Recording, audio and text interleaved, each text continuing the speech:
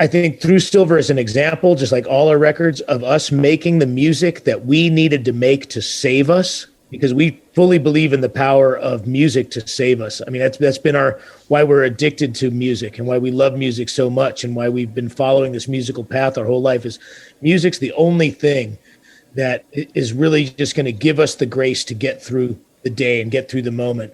And so we were just trying to create the music that was going to save us that didn't exist.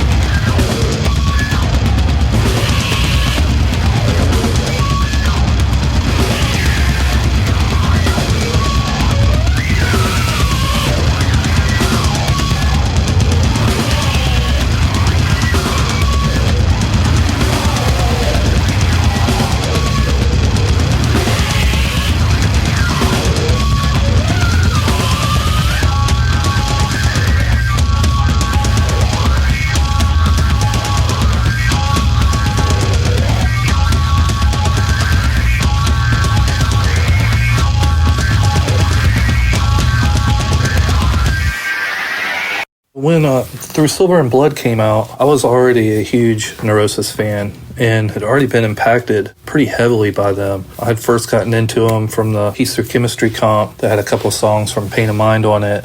And then shortly after, heard their EP, the Aberration EP, as well as eventually getting Word is Law. So when Souls at Zero came out, it was kind of a big shock. But after that, it wasn't that big of a shock to hear Through Silver and Blood. Strangely enough, though, that album took a while to kick in. The first time, we heard it, Damon was actually on tour, and we picked up a copy, and we're jamming it out. We were actually supposed to go record with Noah Landis. He was going to produce the first Damned album, and I guess Neurosis got Ozfest, so he wasn't able to do it, but was cool and hooked us up with Billy Anderson, which we were, equally stoked on. So we went out there, recorded that, came back home, and I decided to give the album another try. I knew with Souls at Zero, it took me like 3 or 4 listens to that before I got into it. And then once I did, it really hit. So I knew it had to be the same with Through Silver and Blood. And honestly, I just took a bath one day and put it on and just chilled in the bathtub for a long time through that whole album. And that's when it really hit me, when I just had some time to spend alone with it and get in its, kind of groove. The way it just kicks in, and just that repetition is just so brooding and evil sounding. Even now when I hear it, it kind of gives me goosebumps. It takes me back to the first time where that album really clicked. So yeah, to me, that album was always the album that metal people seem to got into them. Whenever I meet somebody from the metal world and they talk about Neurosis, that's always the album that they say is their favorite. It's always the album they say that changed their life. So I know that album was life-changing for many people, like the way Souls at Zero was for me. That album completely changed the way I looked at things. It was just completely changed how I viewed how music should be played and the feeling that you can put into it. And I know the metal world was hit the same way with Through Silver and Blood, and was never really, for the better. You saw a lot more bands getting influenced by them. You saw a lot of the attitude in certain parts of metal change, and that was cool. I think it was great, and to me, I think that's really one of the biggest legacies of that album. You just heard Through Silver and Blood from Neurosis's Through Silver and Blood from 1996. This is the Requiem Metal Podcast. Neurosis Through Silver and Blood. I'm Mark. And I'm Jason. And thank you for the testimonial there. We're going to hear quite a few of those throughout the episodes. True testimonial. Yeah. Through Testimonial and Blood. And then, of course, we also heard from Neurosis there, talking a little bit about this record and what it kind of meant to them a bit. Obviously, if you're listening to part 2, we hope you heard part 1, where we set up a lot of the context for the bands and history of music that kind of goes to the emotional weighty places that a record like kind of Through Silver kind of goes to. So I guess my first question before we kind of, sort of dive in there, I guess let's talk about the title track for a moment, because often, we kind of come back around after like 10 minutes and be like, oh yeah, the song you heard 10 minutes ago, it's a 12-minute song to open things up. It does not feel like a 12-minute song. Why is that? Because it immediately, the riff. Yeah. It's the whole thing is just building upon that one riff. Yep. And the fucking bass slides that Dave Ed's doing, and the three different vocals happening, and I don't know, it just sets, like, it just puts me in. And then the fucking drumming. This drumming, Jason Roeder's kind of a fucking machine. Yeah.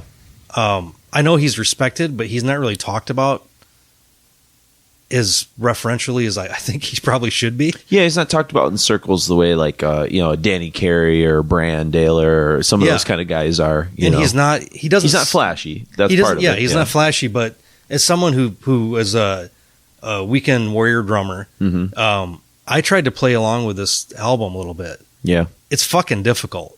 It's not as simple as it sounds.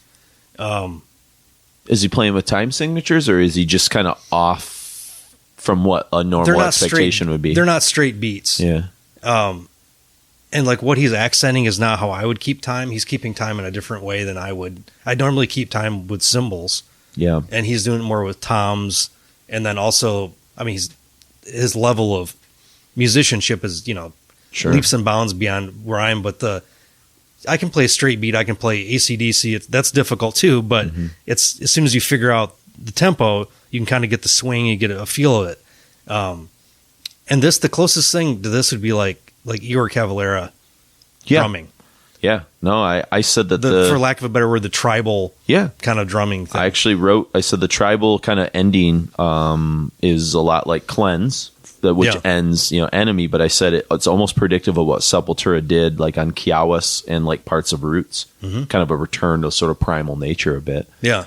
And, later on, Aaron Turner will kind of talk a little bit about kind of how he hears like some kind of weird influence in like this record and maybe like a record like Roots in a weird way. I think they're trying to. They're trying kind to of get the same thing. Yeah, I think they were kind of both moving towards that sort of thing with some of like getting into your mythology and history and some of that, and Roots is just more literal. Yeah, exactly. But yeah, it's interesting, like, focusing on the drumming, that sort of tribal thing. I said the oscillations create like kind of a weird circular kind of feel. It's almost like you can't help but like rock in your chair when you're listening to the song. It's got this oscillation to it, I was walking the dog a lot to this album. Oh, really? Yeah. And so as soon as I'm closing my gate is when this is like the drums start to kick in. Okay, yeah, because you get that ominous kind of foreboding kind of beginning. It's like a harrowing journey that you're on, and I mean that's a metaphor for the whole fucking record, really. And then you get that nasty doom riff, Down, down. And it's got that like chugga chugga riff too. Yeah. It's very cool. Which again, not to harp on it again, when we Aaron Turner, I think that's like a riff that informs like a lot of early ISIS, that sort of chugga chugga kind of style. Absolutely. I just think there's like this. There's something about it, and you hear it in this song, and it's just in general with Neurosis, like this innate ability that they have for these lingering, meandering riffs that are simultaneously simple, but like also like unsettling, for a better lack of lack of term. If you had to, I'm sure you could learn that riff in 5 minutes. Yeah, but do you have the discipline to play it to the point where it becomes catharsis? And with this type of physical intensity, and then with the layered vocal, like when Scott's vocals come in, it's just like, oh, this is it, man. Well, and again, that circular quality. It's like every time they circle back to like there's this repetitious sort of cycle, I guess. That's where it takes on the way Steve described it, this shamanistic kind of ritualistic kind of music. Yeah. Because of the circular quality of it, the repetitious sort of thing, because of the oscillating rhythms, it's almost like whether it's subconscious or conscious or intellectual or organic, or they definitely have. It's almost like the way, Mike talked about it on the Allman Brothers show that we did, a couple years ago, or that, you think of in jazz circles, that even if you're doing improv based music, and I don't think this is improv based music, but even before you kind of perform a song, there's like an intellectual idea of a theme that you want to sort of like build around, and the musicians kind of circle back to that theme at different times. Neurosis isn't doing like solos the way like Allman Brothers or like Miles Davis or Cole, or whatever are doing. But in a sense, there's that same philosophy of this kind of circular oscillating repeat of theme. And it gives it, we talked about it in part one, the sort of idea of, the whirling dervishes were Sufi Muslims who believed that by dancing in this sort of repetitious circle, sometimes, and I think it's counterclockwise, and it would often be for like 20 or 30 straight minutes, and you kind of think, how are they not getting dizzy and vomitous and stuff like that? But what the whole idea was of the Sufis was to align themselves with the cosmic rhythms of the universe. So they're thinking on an intellectual scale about the way the earth is sort of rotating, the way it's moving around the planets and the sun, and also the atoms in our body and the electrons and stuff are moving in sort of a circular fashion. So in a sense, they're sort of like through this oscillation connecting to like the natural order of things, and that when we're stationary, we're almost unnatural in a sort of sense. We're like fighting against the nature of the circular rhythms of the universe. And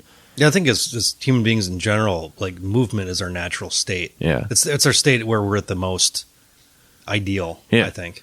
And in the physicality, like you talk about with the performance of this, and we mentioned it in part 1 about, hey, watch that video of them doing Locust Star and Ozfest and stuff. You know, the physicality and the movement, this is not incidental music. This is like, you know, they won't really talk to the crowd.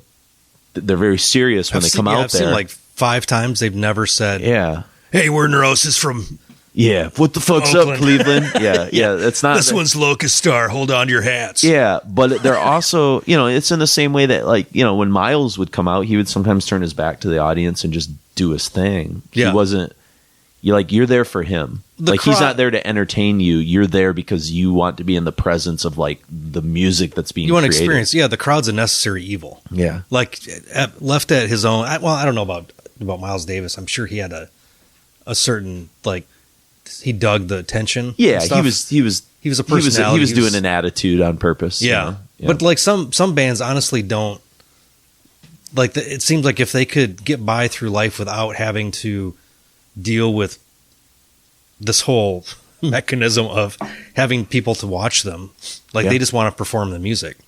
But I think this, the title track, it really like intensifies that idea of the physicality, because even that riff, like when you can't really even play that without rocking. Yeah. And then as it gets more intense, it gets even more, the rocking becomes even more Sure. of a thing. And Yeah.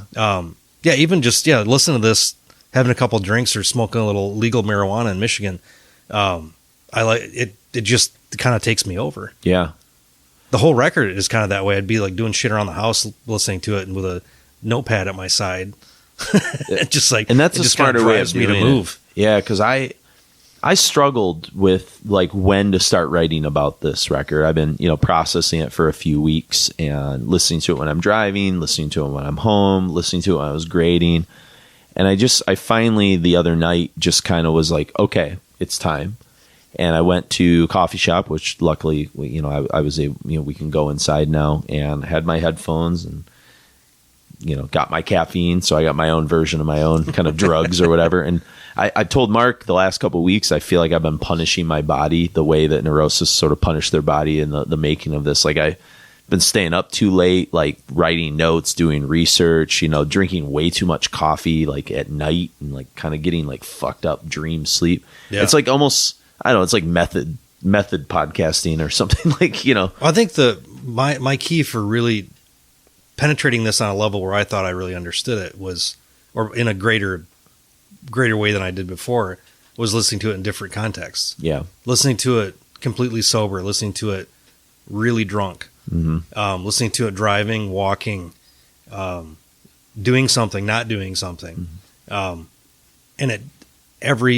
I get something out of it no matter what. Yeah. I think the key is like when you're engaged with it is where you truly get the full experience. Well, I think too, the thing that you got to sort of appreciate, and I actually have more thoughts on the title track. I don't want to forget about that, but it's, I wrote some just thoughts down. I said, it's an undistilled pipeline back to the psyche of people like Steve and Scott and Dave, like Noah and Jason. Yeah, and whatever that is, it just like when I kind of was thinking about that stuff, and I said, it's this sort of kind of Buddhist mantra of art that, art, when it's done the way Neurosis does it, it becomes like columns of air. It's like a full release of these tensions and these emotions, but it's as natural as circular breathing. You become one, and I know that,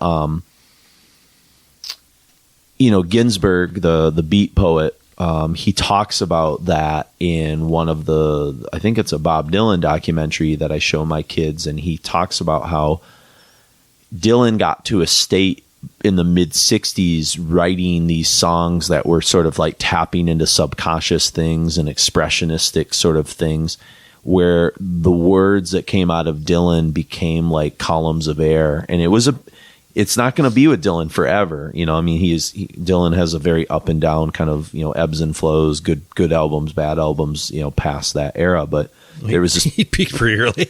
he did, but he also like re-peaked in the 70s, and then, you know, had like a little down point in the 80s and re-peaked in the 90s. And so like he's done that, but like there's this moment where it's like Hendrix between like 67 and 69, where like, you know, Hendrix became one with his guitar. Mm-hmm.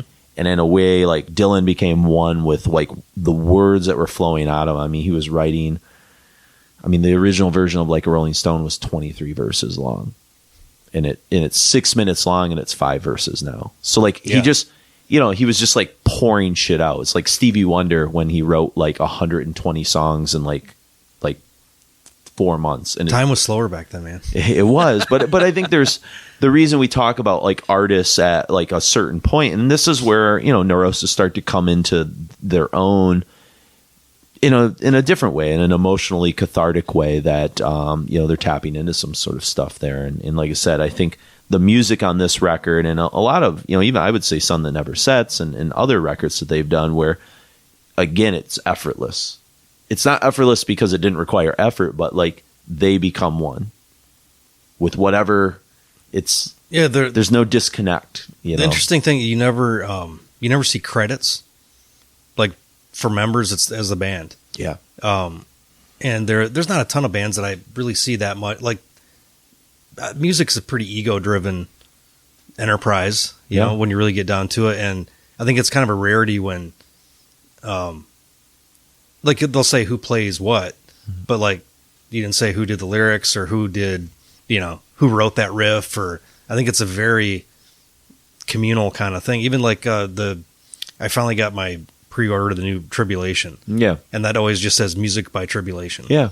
Yeah, that's a good point. You know, it's just like if you're really in it for the right, not even the right reasons, but like I think when you're really kind of at this pure level where it's about the band, it's about the music, what you create together. It's not about anybody's singular kind of like part of the band. It's the only reason the band sounds like it does is because of all these people together that are creating something true. A couple other things that jumped out, because I can feel us like breaking away to get deeper, so I'll say my final thoughts on the title track there. And it's long. There's a lot going on in 12 minutes, you know. But I said, like, you know, the bass playing in this, I said it's got some of the best distorted bass sound, I said, this side of like Voivod. Mm-hmm. Like whatever that rumble is that Voivod does. And I think we even talked a little bit about it with Jeff, that some of that kind of comes through in like Manowar. Mm-hmm. You know, like that's the weird part about early Manowar, and then Voivod maybe pulled some of that from it. But and again, I don't think Neurosis was listening to Manowar. You know, maybe, but like I don't know. That part stood out to me, and then right around the 8-minute mark is where I think the first on this record unsettling electronics like start to intersect with the music. Yeah, I think it's very attacking and you know, I said unsettling. That's the word I kind of have. Well, I think my initial, you know, when I first heard this in '96, Scott and Steve stand out because I think that's like the most immediate. The guitars and the vocals stand out, and then the more I listen to it, well, and Jason, I think those are the three things. That stood the drumming. Out. Yep. The more I've re-examined this, the electronics are not, they don't beat you over that. They're so in sync and mesh with everything that and like, and Dave. Yeah. They're so the secret like, weapons. Or just like after you listen to, like, they're the things that kind of like, really kind of show themselves the more you really kind of penetrate the thing. Sure. But I just can't get over how great Dave's voice is too. The fucking devil growl thing. Nobody sounds like that. Yeah. I don't know what the fuck he's doing to sound that way, but it's just, it's weird, but it sounds honest as hell. Sure. Everybody's voice sounds. I was gonna say, how would you characterize like pulling apart those three voices? Like, I Maybe for somebody that's new to this record, how does somebody know who's who? Like, do you have like a defining way? I think Steve has he's got the bark and the growl and the grit. That's kind of the more, I'm trying to think of a good term for it. He sounds like more of the alpha's not really right, like the aggressor. Yeah. Like the authoritarian voice, authoritative. He's like more serious in certain ways. Yeah. Scott seems to be like almost tortured. Yeah. A little bit. And Dave seems like just like, like completely just opening up your inner fucking demon. Yeah. As Sabath would say. Yeah. But, cause they're so unique. And I think, man, it's tough to really like kind of even really talk about it, or to break it down into very specific things. But they're so most bands that would have 3 different vocalists, you wouldn't necessarily, they're kind of all complementary. Mm-hmm. And these are all like Scott and Steve are almost like octaves apart too. Cause Steve's he's a little growlier. Yeah. And then Scott's got a little bit more of a screamy thing. And then Dave's just like he's like the bass register of vocals. Low. Yep. So they almost kind of like reflect their instruments too. It's kind of interesting. Yeah, that's cool. I think I subconsciously thought about that, but I think you're kind of onto something there. Yeah. And look at Dave's face when he growls too. Yeah. It's like, I don't even know how anything comes out of your face when you're doing that, but it's incredible. Yeah. I mean, again, where these guys are coming from is so fascinating. One thing that I kind of like made note of, and I don't think I mentioned a little bit Minor Threat and Fugazi and some of that, but I think it's interesting that some of the more like noisy, hardcore, anarcho kind of artsy sort of bands, like you could take these guys with Pain of Mind, early Napalm Death, early Swans, and all 3 of them started as like just so intense, and the way that all 3 of those bands kind of evolved. You could kind of pull Napalm Death apart into like Godflesh and Jezu and like all the like offshoots that sort of came from them, Carcass, and then you get from Pain of Mind to Through Silver, and then you go from like Teeth and Cop to Children of God and beyond. It's like, it's interesting, this sort of journey that those type of bands go through. And we talked a lot about that in part 1, but like the catharsis of this record is so interesting. I mean, what stands out to you like when somebody's like, well, what's this album about? Yeah. I mean, like, do you have, I mean, I know you kind of did some deeper thinking on some of that kind of stuff. I had a very succinct, the 3-word explanation is that people understand pain. And I think it's very evident in the writing of this, that like that these people, the band is putting through like deep emotional vulnerability in a way it's not wallowing. Yeah. It's, they're almost, what's the way to put it? Like they've already gone through it, and this is like the documentation of it or something. Yeah. Like truth, like emotional truth is kind of how I feel that this record is. Sure. Yeah. And I mean, I guess, the title we just heard, Through Silver and Blood, and the title of the record, not to be speculative, but there could, there are certain interpretations of that, whether it's a reference to, drugs, like Happiness is a Warm Gun from the Beatles is kind of a reference to the shooting of a needle of some sort. I think you pointed that out to me thinking about Through Silver and Blood, that this, would you say, a foreign object that shouldn't be there, kind of in something that is organic and natural? I think that's not kind of how what nicely said, but something maybe like that. Yeah. Like this is like how the internal conflicts of our own minds feel like. Contemplations, our relationship to nature, the earth, sounds of terror, war, peace, enlightenment. Just all these like very heady, the thing, like all this stuff could be a real personal internal catharsis, but it also could be the downfall of a civilization, the breaking up of a relationship, the ending or the failure of your body working. Like that's why I think this works so well, is it doesn't pin all of its, ideas on one thing. It can be, I think, different parts of your life. It can mean more different things to you because of life experience. I mean, there's a song we'll talk about later where the lyrics make reference to sort of like almost like an apocalypse, but that could be apocalypse of person or apocalypse of society, right? Exactly. I think that's a really cool sort of way of looking at it, that it does a multitude of things at once, and whatever you're going through and whatever you want to get out of a record like this, if you're willing to open yourself up to it, you can get a personal sort of, a grilling, a personal sort of like mirror holding kind of experience. And it can be very harrowing and very, but it's also not fun. Yeah, you're going through this awful journey, but you come out the other end better. Sure. Yeah. If you can make it all the way through the journey, then yeah. And come out the other side and be better. And we'll talk about Enclosure in Flames at the end. We'll talk about the final song, but I think that's kind of a way of looking at it, but there's also like sort of this attempt that I think you started to see on Souls at Zero and Enemy of the Sun to recommiserate with the natural order of things, to commiserate with the natural world.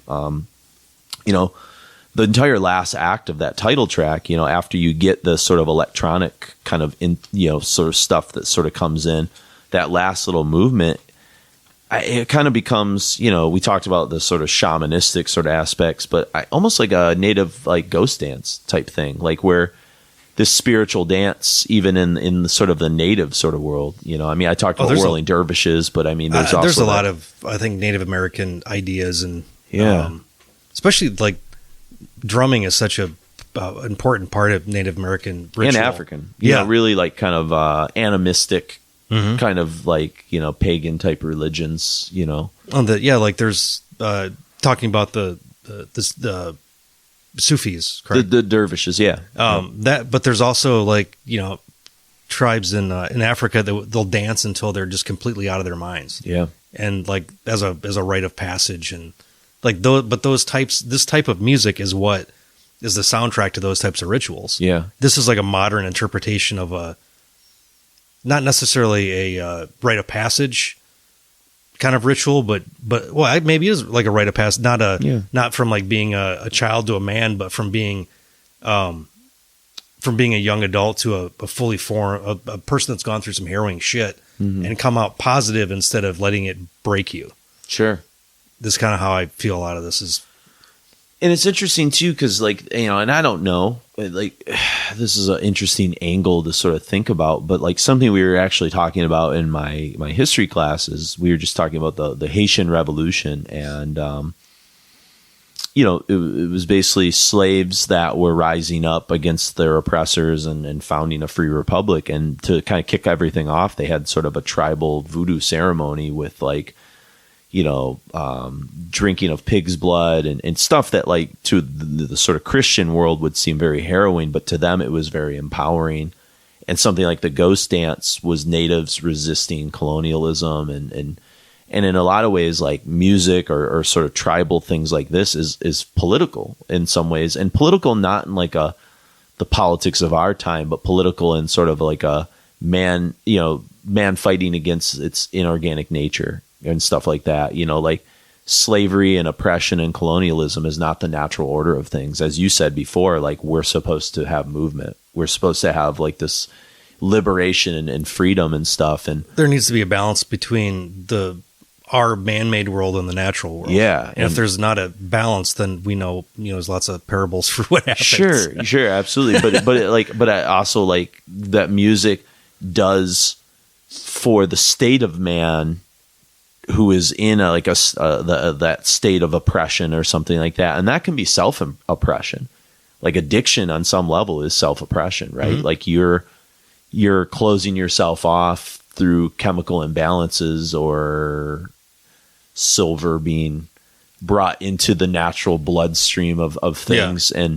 And you're not like kind of seeing things with like a clear vision. And I think, a lot of addiction is, I think it's not wanting to deal with reality. Yeah, that's what I mean. Yeah. It's like a cover. Something that Bill from Mastodon will say in a later interview clip that we'll hear is he said, when you go see Neurosis, like you have to like, what do you say? He'll say it better than I did, but you got to clean off your third eye. Like if you really want to have like the true experience, like and see that, like you gotta, like the only time, get yourself vulnerable, man. The only time I haven't really felt that way seeing them was seeing them play during the day at MDF. You saw them a second time? Because I saw them at MDF when they played at night with like lightning playing in the background. It was fucking awesome. Was there another time I wasn't there with you? Or was that a different festival you saw them at? I don't know. Because the time we saw them at MDF was the year Voivod played and Coroner played, and they played at night, and in the background there was all this fucking, it would look like Thor. It looked like a fucking Marvel movie going on in the background. I might be thinking of something else. Yeah, that time, that was awesome for me. You were there at that time, but yeah, I can't imagine seeing them during the day, I guess. So maybe I'm just having a weird, because I remember like, I mean, they do it at Ozfest, but the other times, that I saw them for that Contaminated festival that Relapse did in. Oh boy, that was early 2000s. Early 2000. It was a song that never sets. Yeah, it might have been the last time they used. They had the visuals and visuals. Stuff. So that was the only time I saw them with. I wish I would have. That was I think you and Brian and maybe Jeff. Did you guys all, or Coughlin? It was me, Mark, and Susie went. Oh, okay, yeah. I know Jeff went to one of those. I didn't go. I don't think he went to that one. There was a couple. This was the first one. I think. I don't know why. I must have been busy with college type stuff that was going on. It might have been overseas or something. Yeah, it might have been. Yeah. I never made it to Contaminated Fest. I made it to Jersey Fest and things like that, you know, when they moved Metal Fest over there for a while. I stayed with Chris and the lady he was dating at the time in this pretty tiny little apartment. Oh, yeah. Yeah. For having three people stay there. Luckily, I was with my girlfriend at the time, so we got the A bed. Oh, nice. So that was nice. Quality. Yeah, so I just think that, you know, I don't know. I guess coming back to one thing I want to talk about, which is the use of these sort of electronics a little bit and sampling and different things like that. I guess the only band that I guess in the metal world, was anybody else doing this at this stage? The only band I could think of is like I Hate God on, you know, In the Name of Suffering, and where they're using it in a way where it is disconcerting and kind of unsettling and uncomfortable. You know, it's not just keyboards. It's like it's doing something else. Did you know at that stage in your guys' metal listening, like if there were other bands that were like doing things like this? I mean, not really metal, but the only thing I can think of is Ministry. Yeah. Just One Fix, and and like the NWO. I remember seeing like them on the Psalm 69 tour a couple times. Yeah, that was a pretty incredible. Like even the tribal kind of drumming thing. They had two drummers at the time, sure. And I think of like Scarecrow. Like it's just like really repetitive kind of thing. Like the laughing. I guess Downward Spiral, Nine Inch Nails was doing kind of like disconcerting, things. But I think this is on a different level. Sure, that's more like just inorganic, right? Yeah. Like it's like, think about a band that's really trying to get in touch with like the organic nature of the universe, but yet they're using like swirling electronics and samples, and yet it fits. Yeah. For me, like when I hear Nine Inch Nails, the reason they're called quote unquote industrial is because there's something inorganic about it, right? And mechanical. And like to me, there's nothing mechanical about Neurosis, No. So I think I think you're right. Those were bands that were using that, but just doing it in a different way. That's why it was really cool to talk to Noah about that, like how he did that, like how he'd approach that stuff, not being like necessarily like a guy that like took piano lessons as a kid and was like a keyboard player. Yeah. But I think it's even more interesting because they bring in like you'll have just like almost that death ray noise where it's just this like kind of piercing, overarching noise over the whole thing, or it works so well with everything else that you almost really have to listen hard to hear it. Mm-hmm. It's not like as evident as like Faith No More keyboards or something where it's just like, oh, there's Amorphous doing their keyboards. It's so like Emperor integrated. Or something like that. Yeah, it's not like Emperor's very classical approach to the whole thing. This is just what's best for the song. What like makes us get there closer to where we're it's very stitched together, DIY, layered, but not layered in like it's like layered by like, I don't know, Like there's like I think I mentioned in part 1, there are parts in this album where like there's 16 different keyboard like electronic things like stacked on top of each other. Yeah. And like that's, I don't know if that's by accident or design, or it's just like they're just making it up in the studio with like Billy Anderson and like trying what they can. Everything was figured out before they went in. Okay, that's right. They did say it was very intentional, and so I think like that they're not just like, oh, let's fucking hit this knob. Yeah, you're right. Yeah, they did I think that. it was all very, very intentional, and I think it sounds like they've got a real collaborative spirit. Sure, where everybody's like just trying to make the thing that kind of hits where they're going. I guess maybe what I'm thinking is like they mentioned that in one of the interview clips that we'll be hearing, that they're kind of using like some digital technology in the studio for the first time, and they're kind of, I think he mentioned they're kind of pissed that he didn't do it on analog and stuff like that. Yeah, there's no gaps in between the tracks. Yeah. So, and they did that digitally instead of, you could have done it analog, but they thought like the engineer was just like, oh yeah, this is like the new thing, and yeah.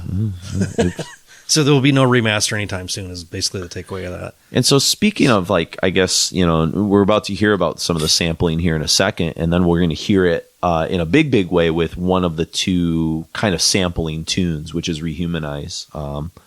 In a lot of ways, this is kind of Noah's time to sort of shine and really sort of almost like his coming out kind of moment where he gets to sort of create some sort of soundscapes and hit the listener with, Joseph Campbell stuff. And he's pitching the voices and doing some weird things that, it reminds me of like Session 9.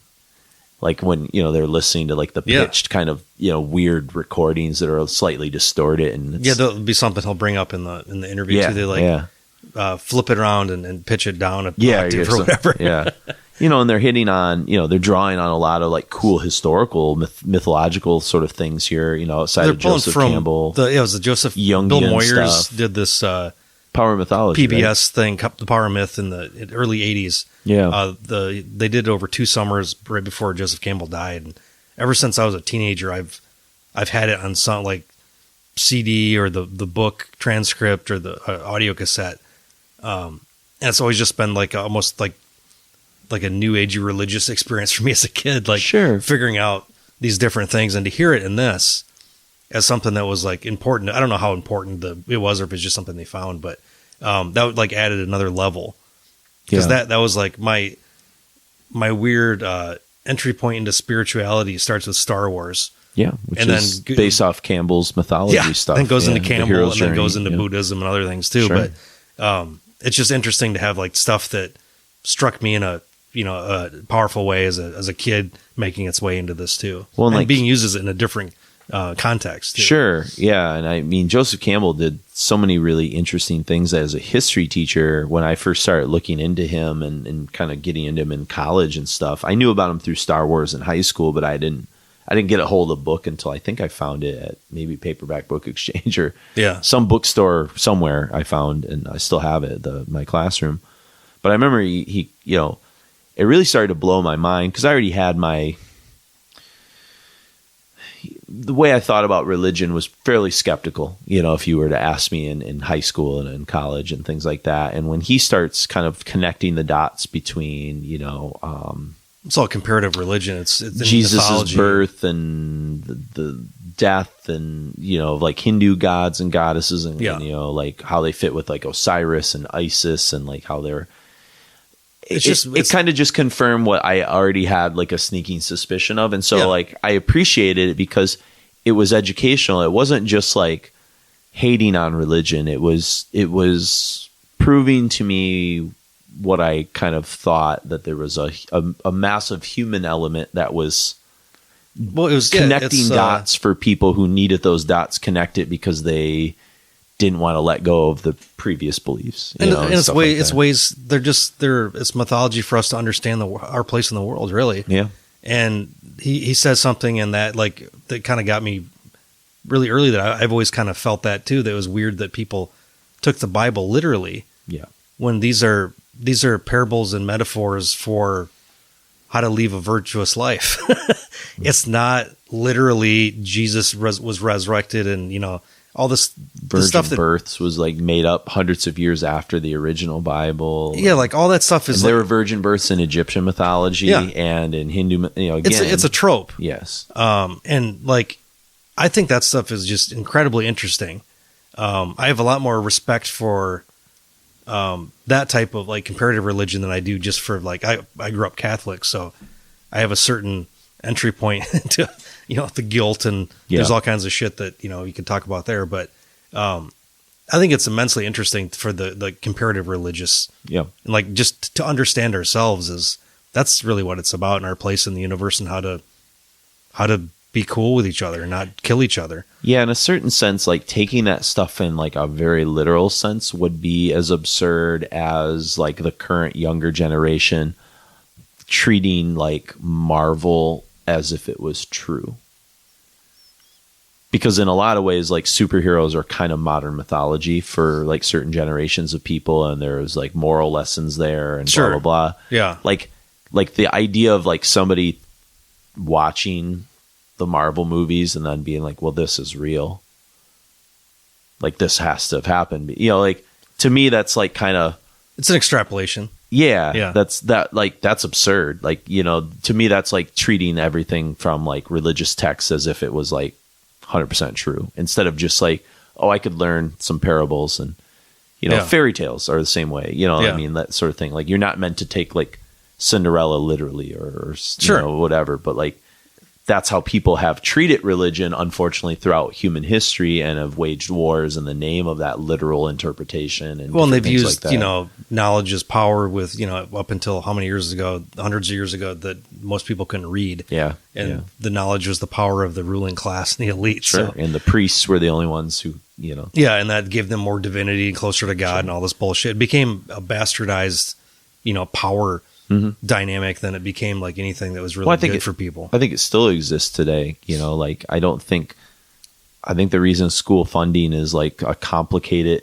controversial issue is because like the ruling class on some level doesn't really want the lower class to have like total access to like great education, because there would be they'll be way harder to fucking manipulate and rule over them if they get like properly like critical thinking skills. The people in Like, power want to stay in power. Yeah, And that's why we've got people that have been in there for 50 years now and, Yeah. not really doing anything. And I think I don't begrudge anybody their, if you're spiritual and you want to, you want to go to church, you want to go to your mosque, you want to go to the synagogue or whatever, that's totally cool. When it becomes where it oppresses other people and putting their ideas on other people is where I have an issue with it. But I think it's great if you have some type of spiritual, I think we're missing a lot of that in modern life right now. And, unfortunately use things like social media and other like kind of gross tactics to kind of fill that void a little bit. Yeah. So I think ultimately it's something we need. We just don't have a modern version of it right now. Yeah. So I think, if you're not familiar with Joseph Campbell, It's great. It's like really super good. like an idiot 10-year-old kid like me could understand it, Yeah. or like me in my mid 40s, I still get something out of it. It's great. It's good stuff. I remember there are moments where like, like writers of shows are like in your wavelength. And I remember there were two things that cued me off to the fact that like, this would be a weird thing to talk about in our Neurosis episode, but fuck it. It's what we do.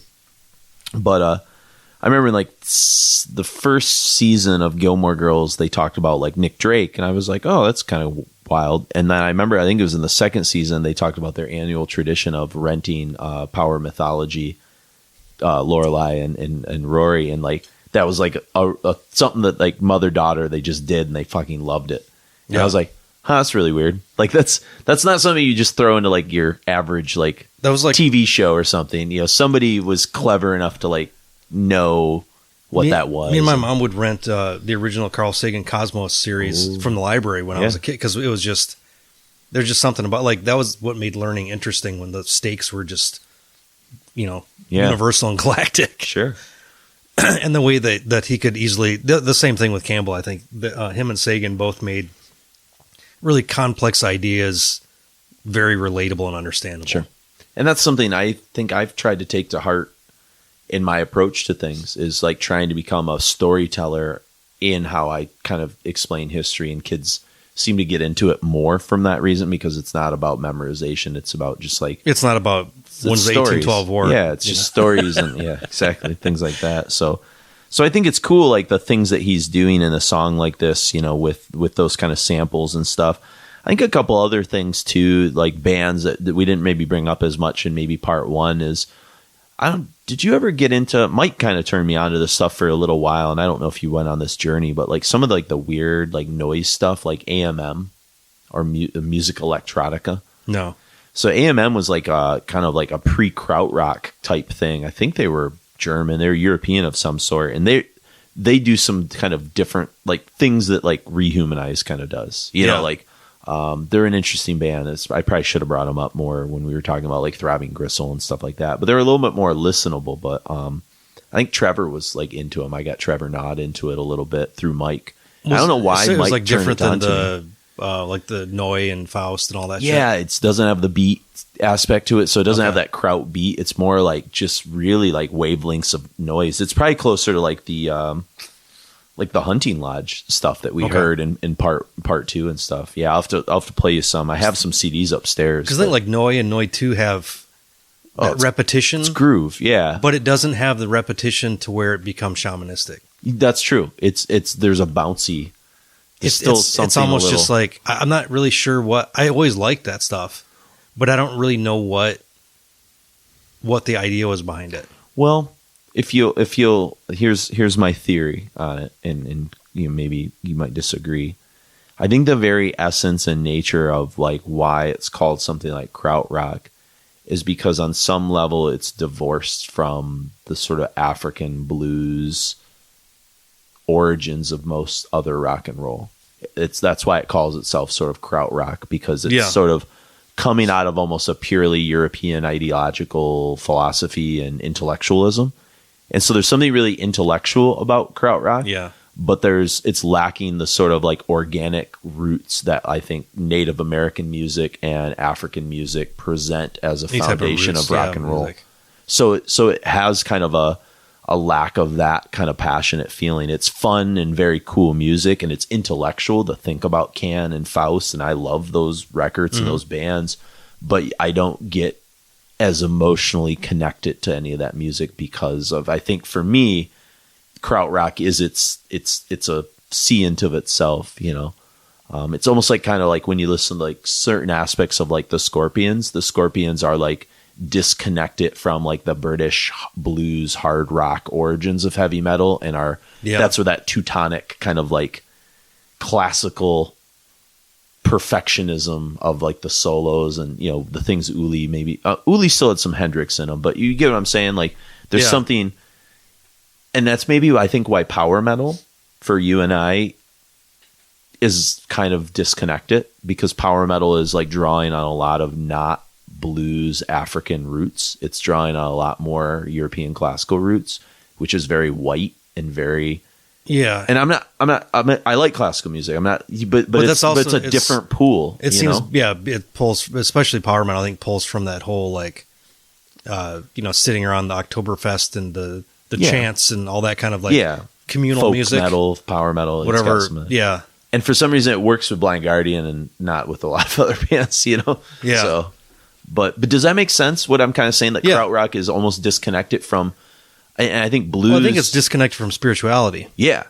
Blues music is rooted in gospel, spiritual slave songs, all that kind of stuff. On some visceral level.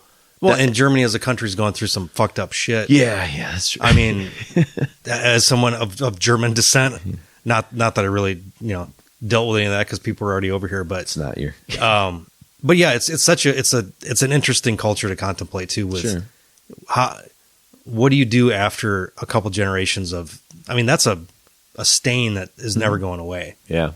So it's almost like get away from anything that's even understandable. Yeah. I don't know. Yeah. So, anyways, that's something that I saw a Faust documentary like 10 years ago that. Oh yeah, kind of went into that, but I don't really remember much. Yeah, I don't think I've never really seen too much like krautrock documentary stuff. I haven't really looked either. Yeah, I've got a krautrock book and a few other things, but like another band, Kraftwerk kind of has that about them. There's like an electronic quality that's very cool and rhythmic and stuff, but you're right. There's nothing spiritual. There's nothing, there's another band too. I don't know if you're familiar with them, but they're sort of like, they're like the evil version of that type of music called Current 93. Did you ever hear those guys? No. They're very dark. They're kind of, some of their stuff deals with like Aleister Crowley and things like that, but it's kind of electronic and noisy in origins and stuff. And I think the keyboard player before Noah, I can't remember what his name was. He's interviewed Simon something. Yeah, I think he was kind of a big Current 93 fan. I don't know if Noah is as well or not, but I'm sure. These guys, if they're listening to all the other stuff we were talking about in part 1, they came across Current 93 for sure. They're Coil, adventurous listeners. Current 93, they're kind of part of some of those kind of conversations. And so, so I think this is what kind of like what we heard in Hunting Lodge and Tribes of Neurat, and it's in Rehumanize here. And then we go into I, and I is one of the more straightforward, short, staccato kind of songs on the whole album. I mean, it's maybe the most easy Neurosis song on this record, maybe besides Locust Star. Locust Star is kind of like got its own, but this is like very, it's layered, it's punchy, it's got, it's got a good Dave Grohl in the beginning. Yeah, great. Yep. There's some cool like Swans kind of stuff that's going on in kind of the middle part when Noah's synths and samples start to, pierce the senses a little bit. And there's even like a really cool around the 3-minute mark of this song. There's like this cool synth layered vocal part that I said reminds me of like Mongolian like throat chants, but it's not like overtly loud. It's again layered. You got to like look for it and listen for it a little bit. And I just said the sludge riff in this song forms the foundation that can be heard as like very formative in bands like Isis and Mastodon, and it's like Converge, that like later era Converge. It's right here in this kind of song, so. It's not one I wrote a lot about because it's short. It's very, like I said, just kind of gets right into it. So, but yeah, let's get into some stuff here. We're going to hear about some sampling stuff, and then appropriately go from there into Rehumanize and I, and then we're going to come out with a kind of a longer, not so much a testimonial, but almost more of a little mini interview with Bill from Mastodon. So enjoy. I wonder if we could talk real quick about the use of sampling on the record is super interesting, because I can't think of another band that kind of did it in the same way. And also, Noah, coming from being a guitar player, you kind of you learned this as you guys were putting things together, correct? Yeah. Like how to use the samplers, and how was that process work? It was really hard. I kind of jumped in with like, hey, so here's the deal. These are like my lifelong friends. My other band had sort of come apart, and I was a guitar player, but I was also a recording engineer guy. And so when Neurosis was looking for somebody to take this role, I think that they realized they had two choices. They could find a keyboard player, and none of us knew one, because we come from the punk world. No surprise there. Yeah. Synth-pop bands. Right.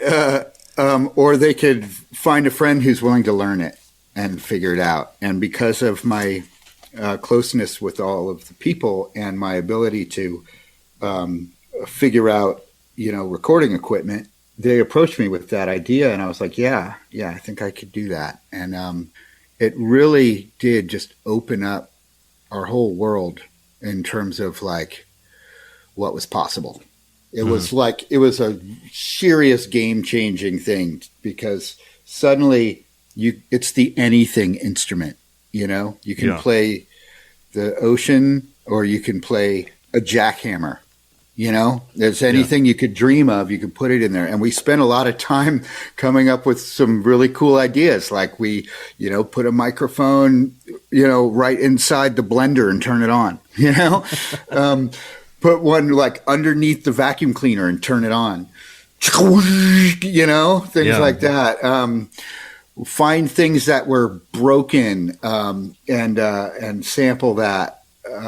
I remember, we had an old DAT tape that was glitchy and and chirping and weird, and sample that, power tools, things like that, So for that record, we really did kind of make our own samples a lot.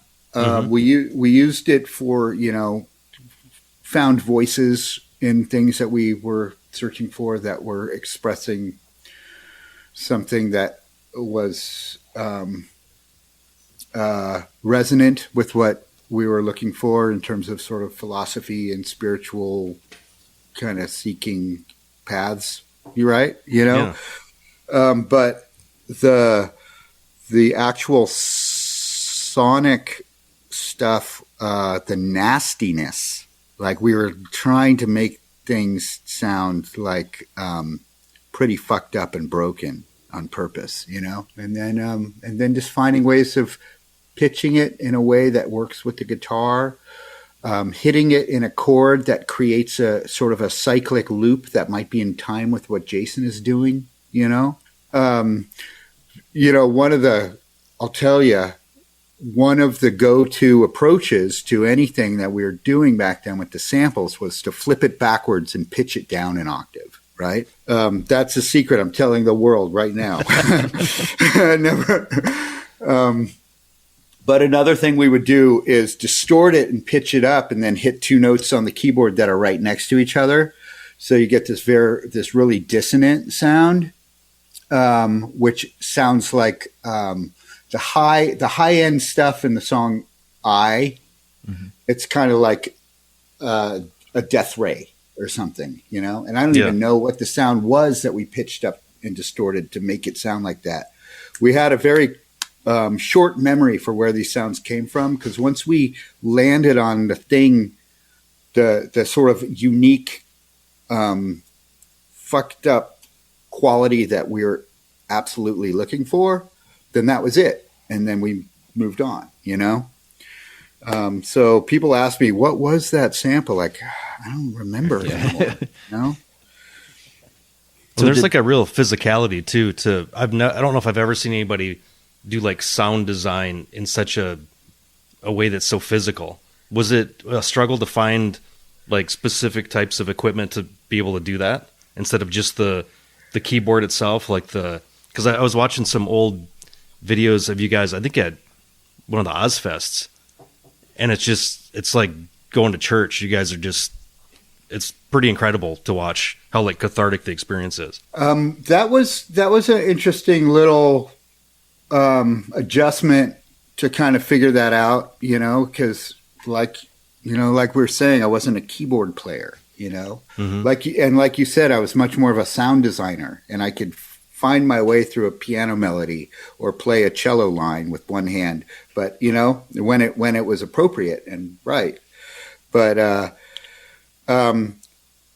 to come up with a way that was physically more satisfying than pushing a little key on a keyboard, mm-hmm. to create these explosive sounds or these abrasive sounds, was just kind of it just made sense when I found like, oh, here's a pedal board, but it's for your feet, right? And the white keys are a foot long and the black keys are 4 inches tall, and I could actually just play this with my fists, and that just seemed to make sense, and so it kind of took off from there. And then there's also like, okay, here's a bell part. I could actually use a like a drum pad here and a drumstick, and make it a percussive feeling to playing that rhythmic loop, or yeah. Things like just that. In case anyone listening is wondering, like, no, foot pedals are not actually made to be hit with your fists either, but Noah's become an expert at repairing those right before the gig. Yeah, for many years I traveled with two of them because one was always broken. And so I'd be fixing one on the side stage right before I get out there and break the one that's on stage, But yeah, they break. Yeah, because the only other person I think I've seen, I saw like in heavy metal, Ian Hill would play one of those, but I've never seen anybody like just punch the shit out of it the entire show. So.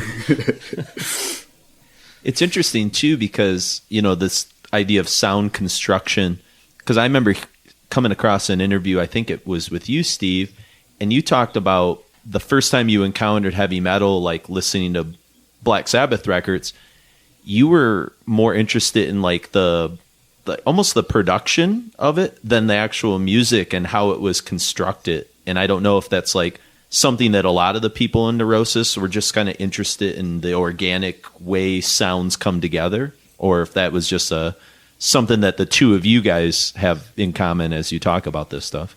I think we all trip on that, man. I was always just as a kid looking for the most intense music I could find according to whatever I, bumped into, whether that was, AC/DC or Kiss and later on Iron Maiden and or Black Sabbath. But I remember even like listening to my parents' records, like fucking Jim Croce or John Denver record with headphones and like understanding that, oh, there's a stereo image here and shit's happening in my left side of my brain and my right side of the brain that's different, or during the fade out, there was a phaser, like the vocal was flanging.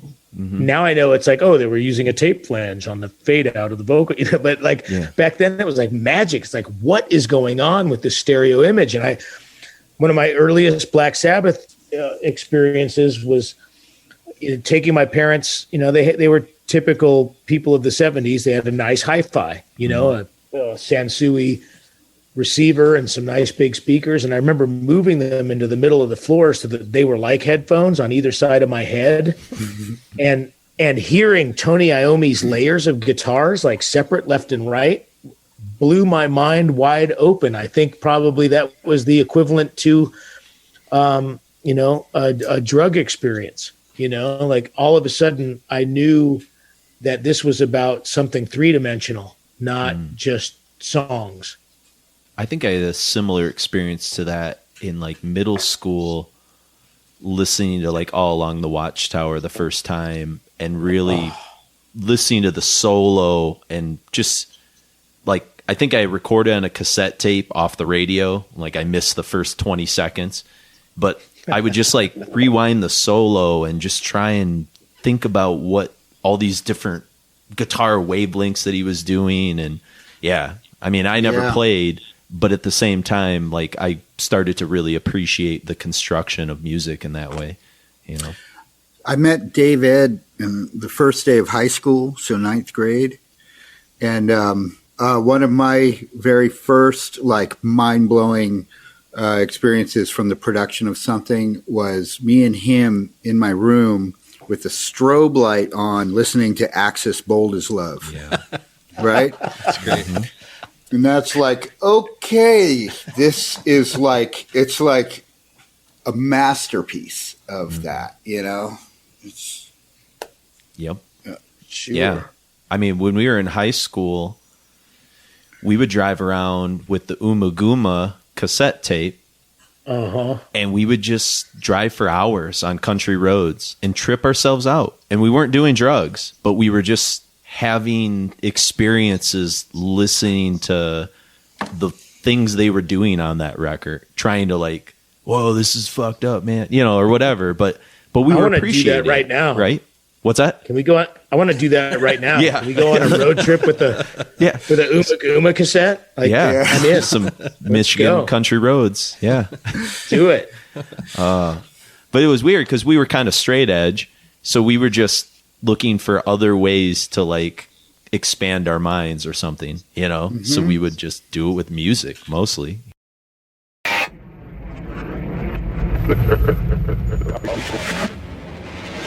What's it like out there? It's impersonal.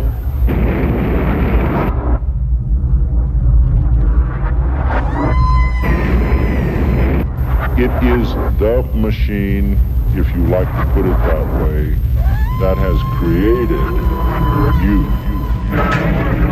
And there was only darkness everywhere, darkness, water.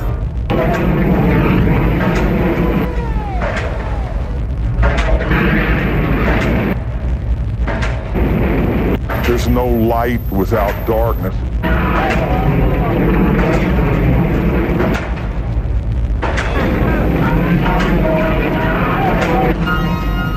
In the beginning, there was only the great self reflected in the form of a person. Matter and spirit. Reflecting, it found nothing but itself. Body and mind and soul is what unifies.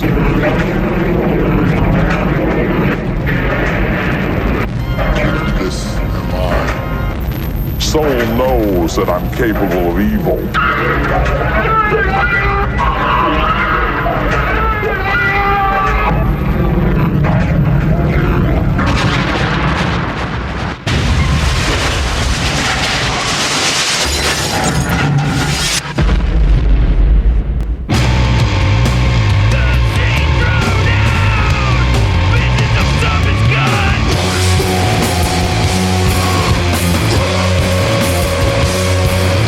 Soldiers,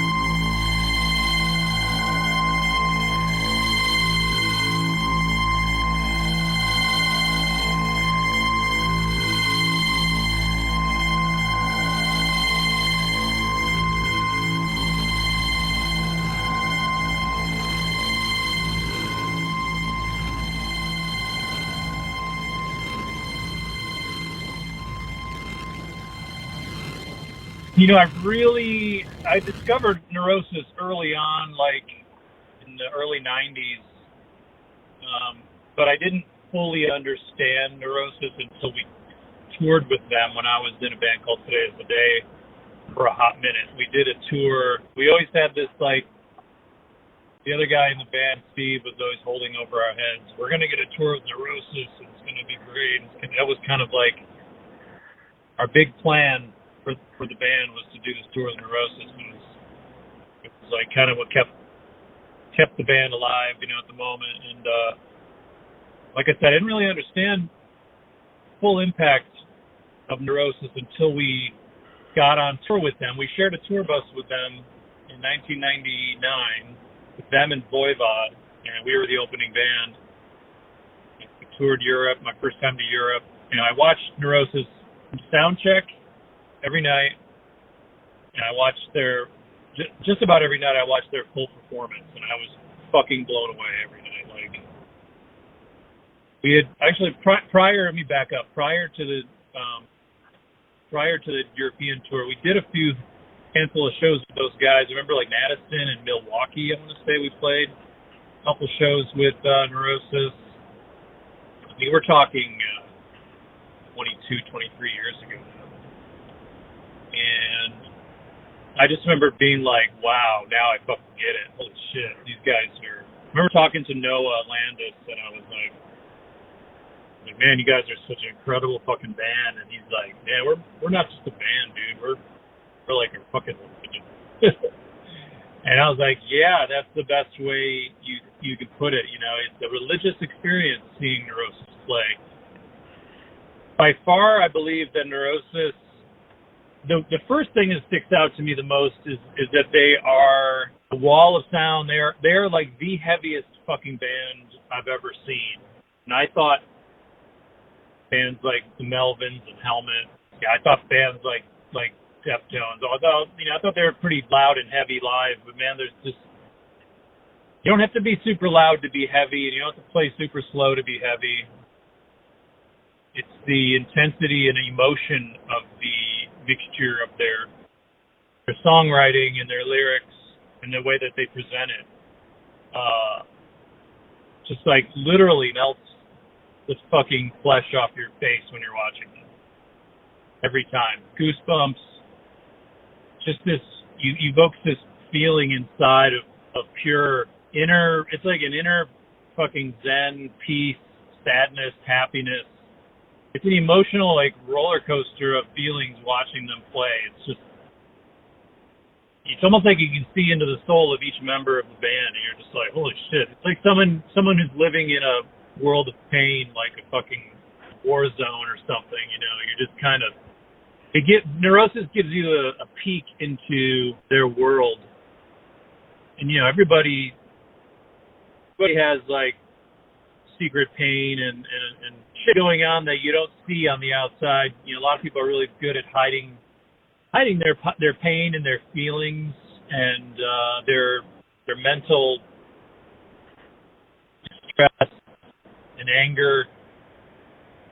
Most people hold it in and they just keep it inside. But when Neurosis plays, you fucking see it you see it all too well, like in your face, like this is fucking reality. We're showing you the inside of our skin.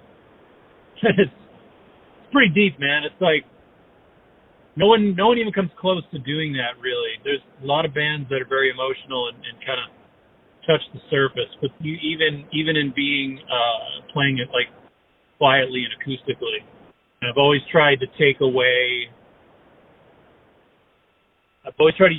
let that influence my writing. I feel like Neurosis paved the way, opened the door for a band like ourselves to have an outlet for the emotional pain and suffering that goes on within our personal lives, like an outlet. And they kind of said, like, hey, this is how you do it. And you do it from the heart, you do it for real.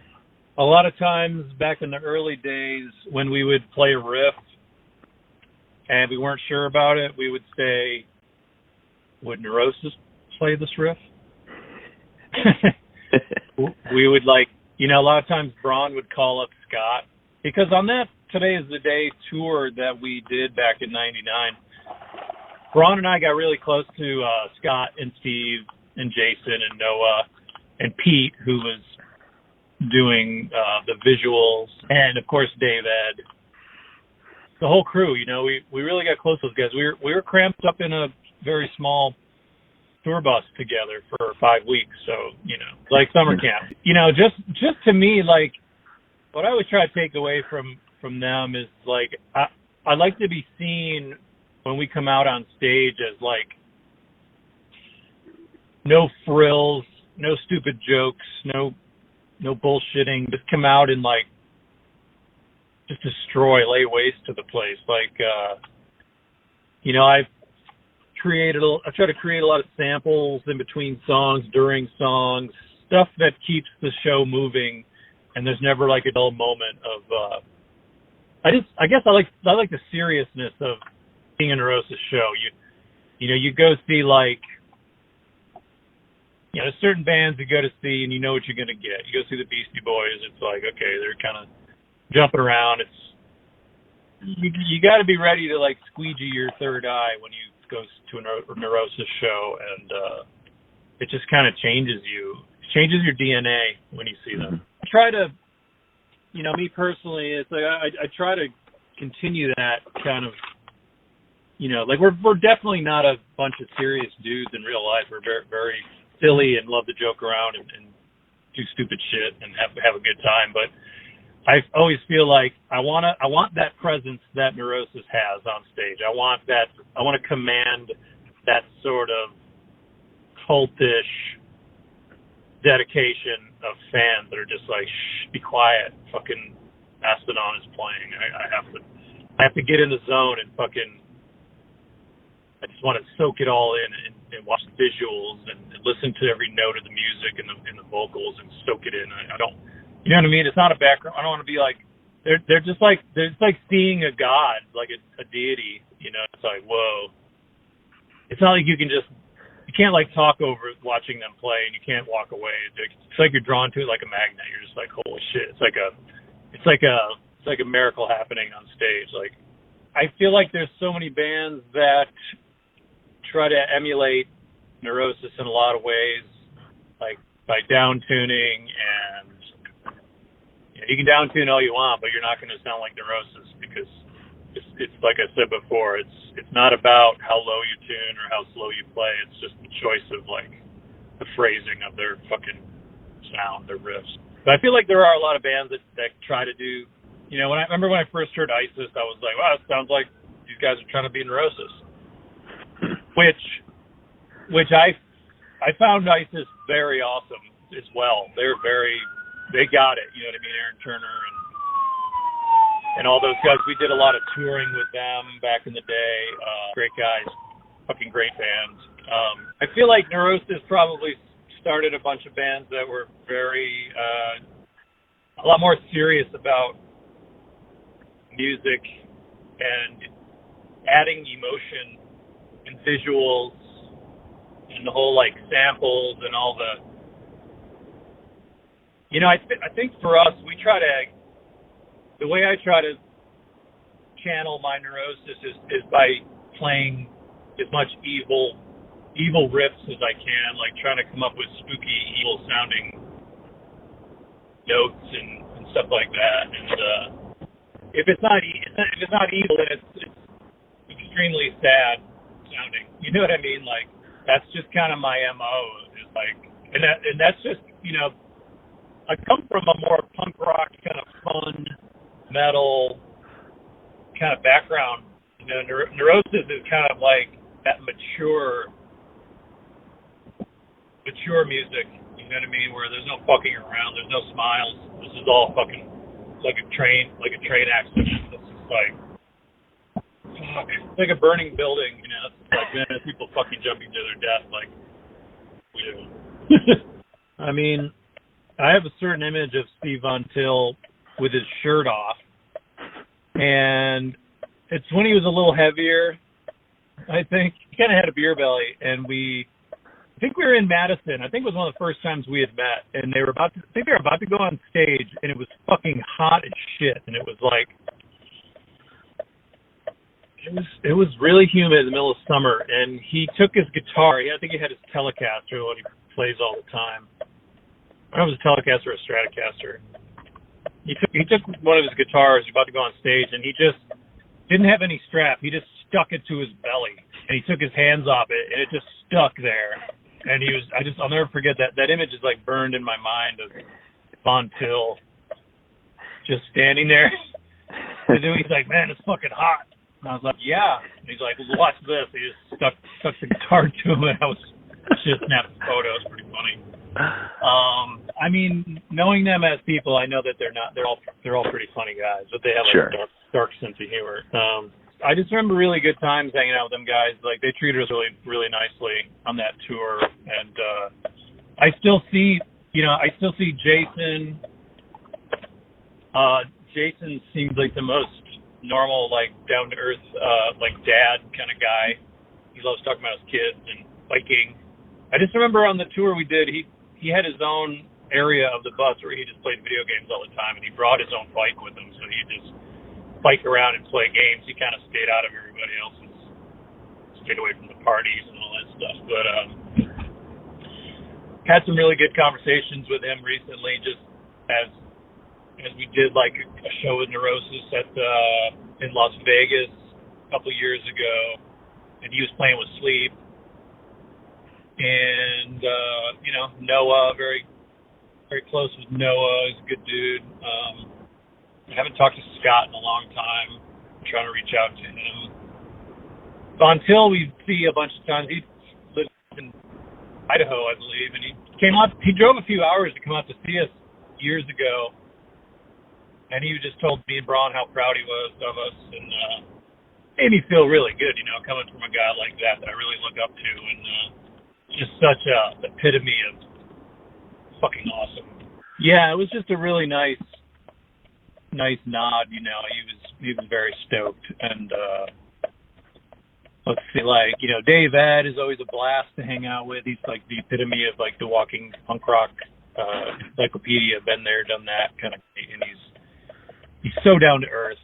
I mean, they all are, but when they come together, and they've been a band for a very long time, and I've recently been watching some early videos of them when they had different members, but it was always Scott and Jason and Dave, and it was it's just to see Scott so fucking young and how they were part of the whole punk rock scene in San Francisco and Oakland, 80s, and see how far they've come. It's never just still being who they are, like true punkers. I hope they put a new record out, and I hope we can all go back to work someday, and that we can go back to touring together and blowing people's minds. I just wish well on all those guys, and love them. The first time we went to Italy with Neurosis, I think we were in Rome. And if you don't know, which you probably wouldn't unless you were in a band and you were over there, but in Italy, the Mafia bootlegs all of your merchandise, and they have way more than you do, and they have it all outside the show for half the price. We were there. We were either in Milan or Rome. We did a lot of. It was pretty blurry from back then, but I do remember Scott yelling to everybody, "These motherfuckers are selling our merchandise right outside the fucking front door. Let's fucking get them." Him and like Steve and I think me and a couple of other guys like got up, and like we were about to go out there, and we thought we were going to go like harass some Italian kids outside who were selling bootleg merchandise, and the promoter of the gig came running out. No, you cannot do that. Stop. This is the Mafia. They will kill you. He was like, he grabbed everybody and brought everyone back inside. He said, no, you don't worry about them. We pay them. They pay us. And you can't, don't go out there. They'll kill you. And then as Mastodon started touring over there, I've noticed the same thing. There's like lines and lines and lines of our merchandise everywhere. And I remember from being there the first time, I'm like, yeah, we've done nothing you can do. It's like the mafia controls it all, and it's like you get fucked up if you try to fuck with them. So in the States that happens, we send someone out and they confiscate all their shit a few times, but this is a different world over in Italy. That was I and Rehumanize. We're still listening to Through Silver and Blood, Mark. It's true. Yeah. Thank you. That was a extended little interview there from Bill. It was fun to talk to him. It's Bill Kelliher. How many times in life are you taking a shit and you look at your phone and it says, Bill from Mastodon is calling you, and you have to start the interview and try and get your composure together while you're. It was definitely one of those. Evacuated at first, or it was fairly evacuated, but it was also very. I was unprepared because I did not know he was going to call at that point. So it's always surprising getting a call on the can. But it is, but when it's like usually if it's a call on the can, I'll like let it go to voicemail and then But it's like, oh shit, it's Bill from Mastodon. Like again, that's a once in a lifetime kind of moment there. So on the toilet, I mean, you might be the first guy. Yeah, I might be the first guy. So there you go, Bill. I'm sure he'll be thrilled. Bill, when you're listening, I didn't mention it to him. So now we kind of reach, we kind of get a little calm, a palate cleanse almost after you have this epic 12-minute, Through Silver tune. You get Rehumanize and I, and then we sort of resurface and we start to head towards kind of I don't want to say the peak because there's so many peaks on this record, but the 1-2 punch of Purify and Locust Star, I think, is a pretty fucking powerful. I got a lot of notes on Purify here because I figured most people know a lot about Locust Star, so we'll say some things about it. But it's great. Yeah, it's a good song. Yeah, I wrote for what you're going to hear of Purify. Okay, again, if you're new for this record or if you're looking to sort of kind of break it down a little bit. I think there's like a great quote, and I think it was in that Swans documentary. I wrote it down that Michael Gira quotes the Dalai Lama, and I think it's something I think a lot about with Through Silver. And he says, the Dalai Lama says that if death is staring you in the face at every second, you'd be in the correct state of consciousness. And I think to me, that's like the essence of this album almost like you're in a constant state of like sort of flux and purification and shedding yourself and vulnerability and like aware of your surroundings and what's happening and appreciating it for what it is and not thinking about I gotta pay the energy bill or this guy's pissed at me. It's like basically it's at the edge of humanity. And it reminds me too, like this kind of connects back to, I think, something that Steve says at one point in one of these interview clips that, they're always making the record they needed to make at the time they needed to make it sort of thing. And it reminds me of something Dylan says in that Scorsese documentary where he says a true artist has to always be in a state of becoming. Mm-hmm. Never arriving, but becoming. And if you're always there, then you're always doing something that matters. Yeah, and I think even not even in a way that's not quite as philosophical as that. Like the role of an artist or anybody pursuing any type of thing like that. You're never.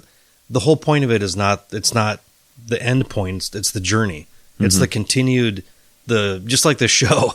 If somebody goes back and listens to the first 100 episodes and then you start to listen, like you understand that it's compounding and it's getting bigger and we're trying to get the most we can out of this.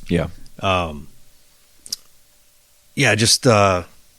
don't think you should never be satisfied because if you are, then what's the point of doing it? Absolutely. So, I mean, you could be satisfied with that, but you need to, like it's the journey going along and trying to you need to find a new challenge of some sort. Yeah. You know what I mean? And it's the problem with like you see it in my field where teachers get very complacent, and it's easy to do that because once you do something every year, you kind of get pretty good at it and you kind of phone it in if you need it to. I mean, the kids change, but the content doesn't. And if you want to keep doing the same old activities and never, same old worksheets, like But again, I find nothing about that appealing to me. It doesn't make me want to get up in the morning. So I want to constantly refine things as you do as an artist and whatever, you know. So yeah, I think if you're in a rut, nobody wants to be in a rut. Mm-hmm. I mean, it's fine if like if what you're doing is like you hit a certain level of skill where it's kind of easy to do, but as long as you enjoy it. But where it's like I think there's certain type of people where that's fine. Yeah. And those are the type of people that, you know, that listen to the Eagles and go to a sports game once a year and go to church on Easter. Like it's just all kind of passive. Yeah. But for a certain type of personality, you need more. Yes. And my mom was a 5th grade teacher for 23 years.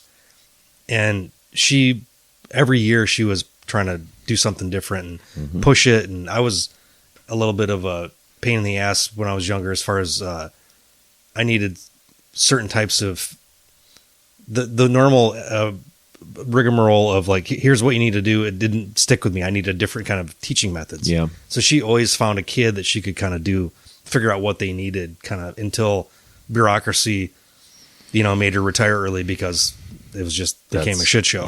Yeah. And I can feel the walls kind of closing in a little bit on that. Like I still have some freedom, but it's definitely like there's a lot more bureaucratic bullshit that I'm doing now than ever, you know? And it's kind of frustrating. You kind of you can see where the passion can like dissipate if I was teaching classes I didn't enjoy, which a lot of people get stuck teaching like shit that they're like, if I was teaching like 6 hours of econ, it'd be tough.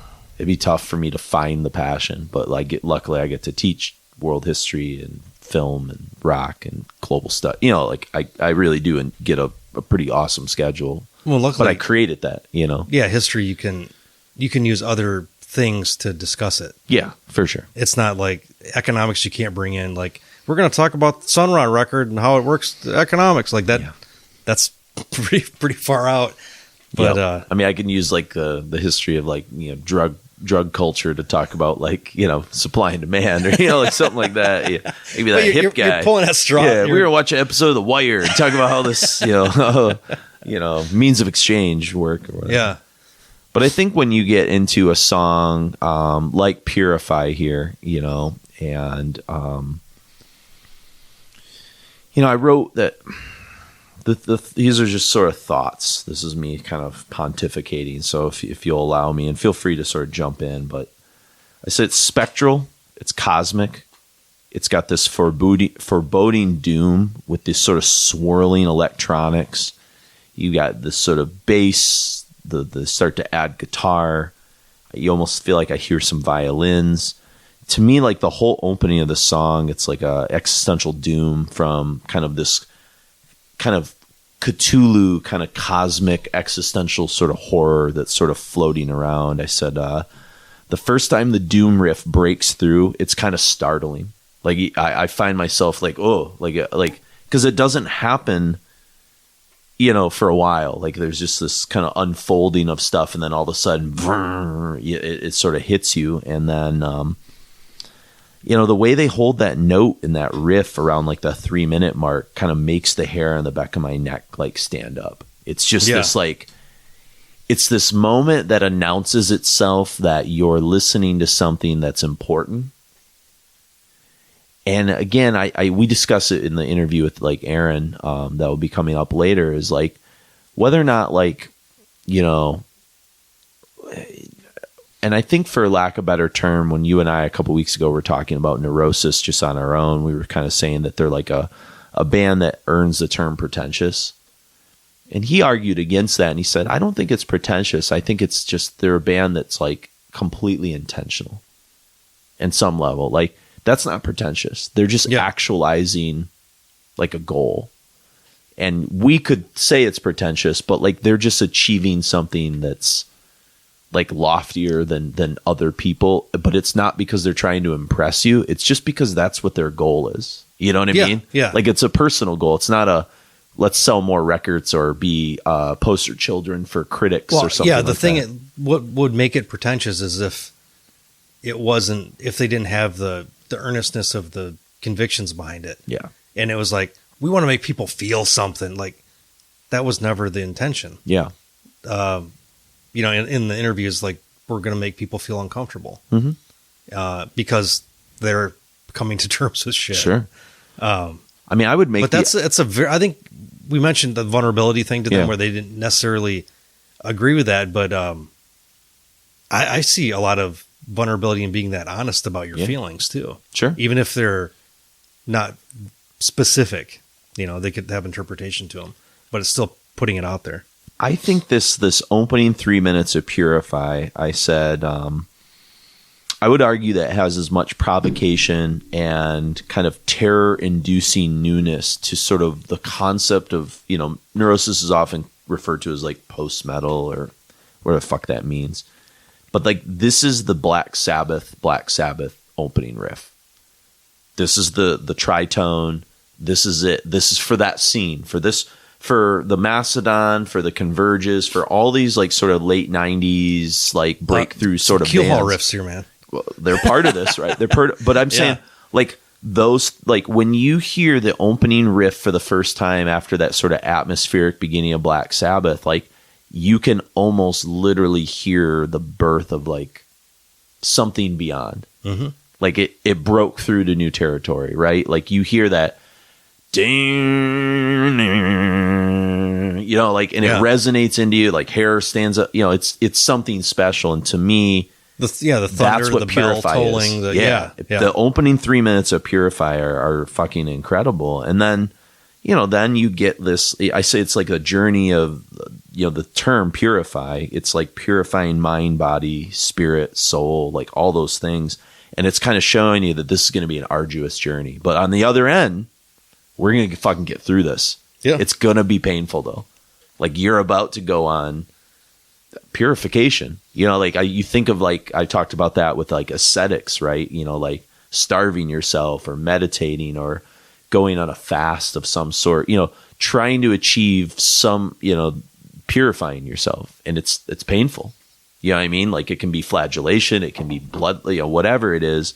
And it's kind of terrifying and I love it. You know, maybe I'm thinking about this like on that level that's maybe beyond, but I think that's how you have to approach this record if you really want to kind of tap into its energy. Yeah. I think the first half of the song sets up kind of as Locust Star does, sets up inkling of where the riff's going to go. Yeah. You know, holding out that note with the drums going, the screaming and shit. That way they hold. And then when they finally come into the like actually kick into the whole riff. And that's something that Neurosis has this like tantric quality that doesn't often pay off. That's why Locust Star is probably the most like hit satisfying immediate song because it has that tantric quality, but actually instead of just ending, which a lot of them do, where it's kind of leaves you like, oh shit, where am I at now? Yeah. This actually kind of goes through. Yeah. Or actually Purify and almost like leads you up to where Locust Star is going to go. Yeah.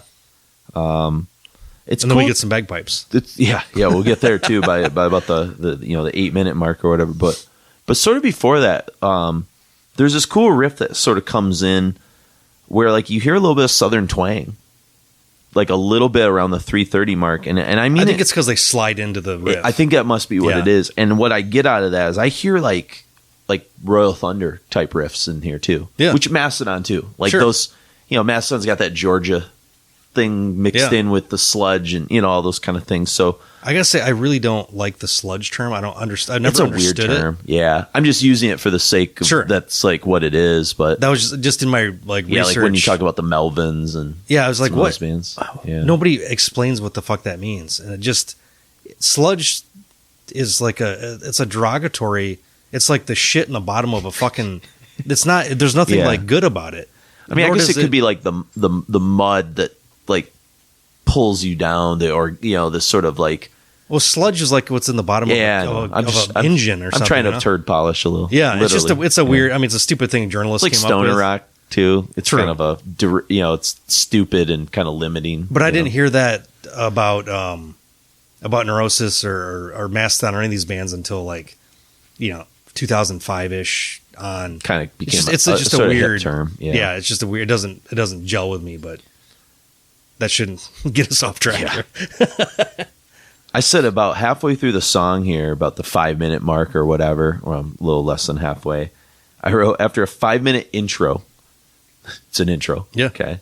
I said, it's time to get shit going and take us into a phantasmagoric circus of doom with the ritualistic riffery and terrifying intensity of Scott's vocals. Yeah. I just said I want him to exercise those haunting nightmares he's trying to purify. Like, I feel bad for the guy. Like, it's like 3 minutes of just like, fuck. Like, fuck, you know? I said by 8 minutes in, I'm in a cyclone of inner turmoil before the industrial steam engine whistle dissonance pattern begins as the tribal drumming tempo increases in intensity. Atonal bagpipes pierce the veil, creating, here it is, the whirling dervish Sufi purification. As if I were an ascetic, this ending draws from the swans, this sort of ambient experimental well. I was sitting at the coffee shop getting fucking deep, dude. Fucking what no one's inhaling doing some with that whatever that sample is, that thing that has like bell, like I don't know how many different things are layered. So it's like a steam engine whistle. It's just like weird. I don't know what it is. But there's like a certain kind of like, it's like a bell tolling kind of like finality to it. Yeah. As well, like a funeral march or like a fucking Irish wake. Yeah. It's happening, you know, a gallows kind of thing or something like that. Yeah, it's droning. It's definitely a droning quality, you know. And then, you know, I guess the angle I took with Locust Star is I tried to think about like the lyrics a little bit. And kind of what I got was kind of a song about someone who's been kind of misled by his or her beliefs, which have kind of become, they came from a good place, but they've become sort of extreme or cultish a bit. You know, there's a line in it that says, Christ's shine blinds your world, your belief is scars. Yeah. Again, I'm not saying it's like interpreting Bob Dylan. Like, I don't fucking know. Like, that's just, it's a thought I sort of had that they're not anti-religious. You know, I think there's something incredibly spiritual and they've spoken to that. Yeah. But I think they're leery of maybe the organization of religion or what can happen when religion becomes extreme or becomes cultish or becomes, you know, any of the fundamentalism, you know, like on that sort of level. And this is kind of like what is one like when theme your personal agency is not involved anymore. Yeah, exactly. I think that's kind of, you know, sort of interesting because I think so many people just talk about Locust Star as like, oh, it's fucking awesome. And it is. It's great, you know. You get this kind of shambolic kind of bass drum. I call it what would you call it? I call it the pterodactyl scream. This, it's like this like monster, like my kids do that in school to be annoying. They do like the pterodactyl scream. It's like, it's something I hear kind of like, it's like buried, but it's like, it's like almost, it's like something you'd hear in like on Dagobah or something like that. You know, like I don't know what it is, but it's pretty interesting. And I just said, you know, before that cathartic scream comes in at like the 132 mark. I mean, is there a more famous Neurosis moment than that? That's like the definition of Neurosis, is like the quiet, ambient kind of opening, and then, you know, and then that sort of catchy riff kind of starting to come in. And let me try not to make a ton of. Scott Kelly's scream is the best, most honest noise to ever come from a human. Yeah, it's a little hyperbolic, but I was.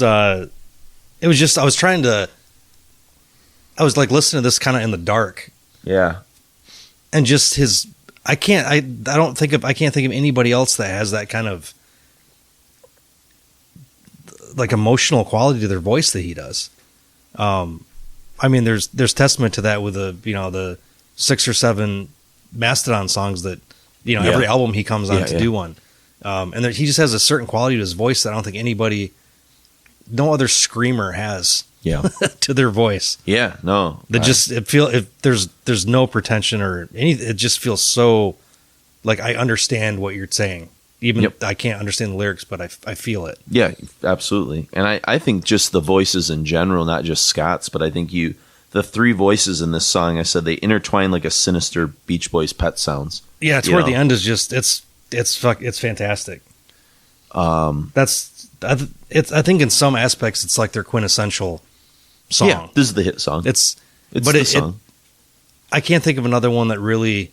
It kind of has all their kind of like trademarks. Yep. In it, and they've done it maybe better in other songs, but I think this might be the first that really like shit. These guys are kind of a force. Yeah, this is kind of like if you're going to play somebody a song, you kind of maybe play them. You know, this and maybe a couple others would be like good. Like if you like this, you probably like Neurosis. Yeah, you know? Playing Locust Star and Stones from the Sky. Yeah, a handful of others. Yeah, but those are kind of an immediate. You kind of get where they're coming from. I said I really dig there's a cool stutter step time signature pattern that the bass and drums sort of create. It kind of reminds me like later days sort of Fugazi, in terms of like it stutters a little bit. It doesn't like allow you to kind of have like a clear it's progressive without being progressive almost. You know, it's like playing with some of that. I said the wall of feedback that claws in at times is like this like perfect. And I said Dave's kaleidoscopic bass kind of lumbers along, you know, especially as like Star Rain Down on You becomes this sort of unifying meditative sing-along chant. I mean, who would think that that's like a catchy chorus, you know, but the way, you know, I think it's Scott that's doing it, right? That's screaming or is that Steve? The Star Rain Down on You. Star Rain Down. It's said over and over throughout the song. I think it's Steve. Yeah, I think it is Steve. Yeah. Because Steve, they have similar voices at times, but Scott has that slightly more like slightly higher, a little bit higher. Yep. I said the gear shift that happens at 4:30, you could argue elevated this guy's to the next level. Like in some level, it's that finishing salvo of this song that I think.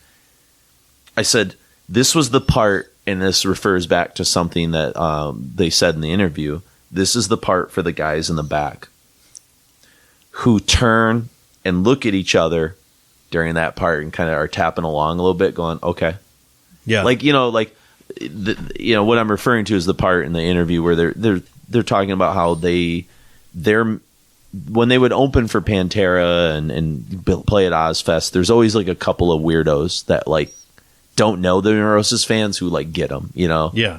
And I think this is the song that doesn't. It's that last like salvo that really kind of sells them home. So yeah, I think I can't think of another song where they do the vocal interplay quite so dynamically. Mm-hmm.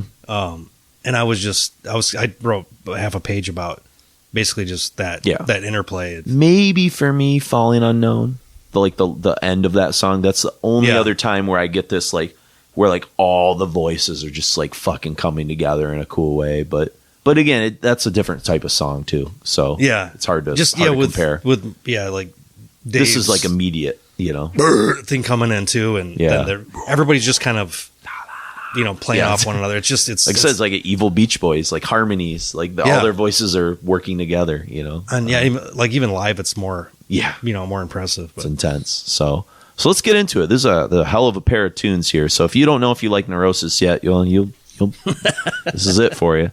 But first, we're going to hear a little bit about kind of the legacy of the record in the eyes of Neurosis, a little bit on the production.